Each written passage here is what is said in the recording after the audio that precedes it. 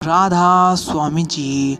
साखी किरोत के 2 मिनट। एक युवा ने विवाह के 2 साल बाद परदेश जाकर व्यापार करने की इच्छा पिता से कही। पिता ने स्वीकृति दे दी और अपनी गर्भवती पत्नी को माँ बाप के जिम्मे छोड़कर व्यापार करने चला गया।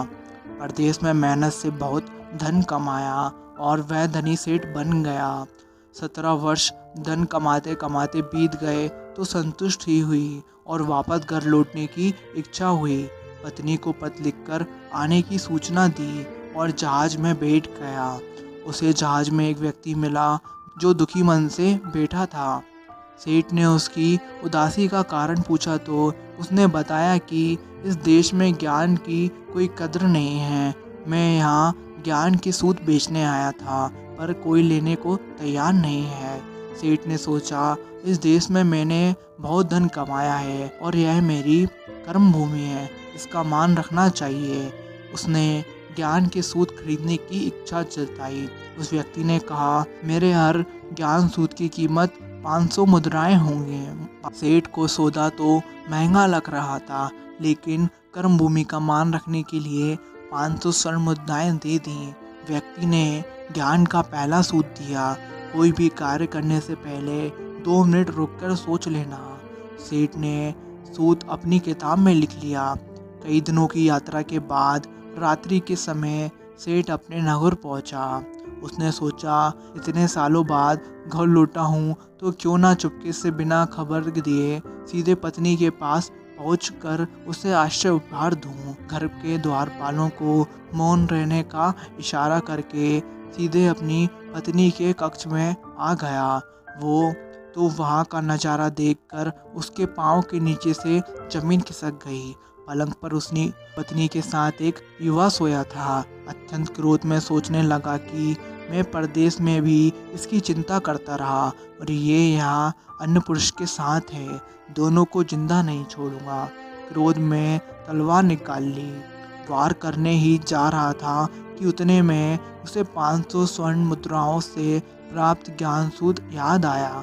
कोई भी कार्य करने से पहले 2 मिनट सोच लेना। सोचने के लिए रुका, तलवार पीछे की तो एक बर्तन से टकरा गई।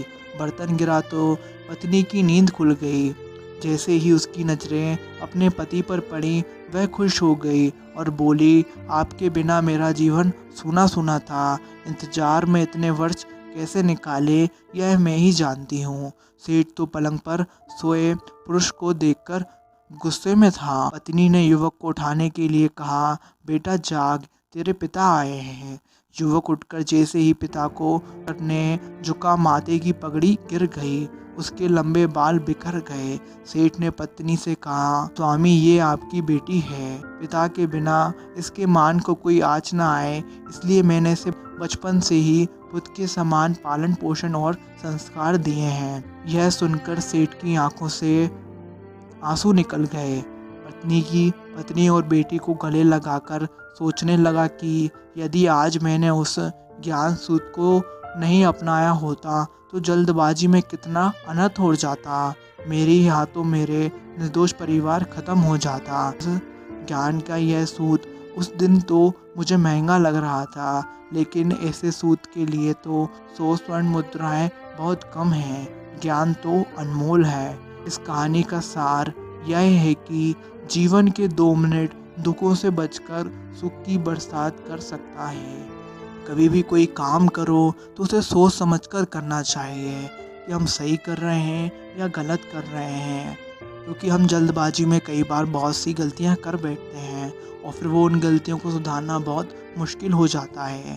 साथ संगत जी, आशा करता हूँ ये साखी आपको अच्छी लगी हो तो वीडियो को लाइक कर दीजिए एंड चैनल को सब्सक्राइब कर दीजिए और सभी संगियों भाई तक साखी को शेयर करिए।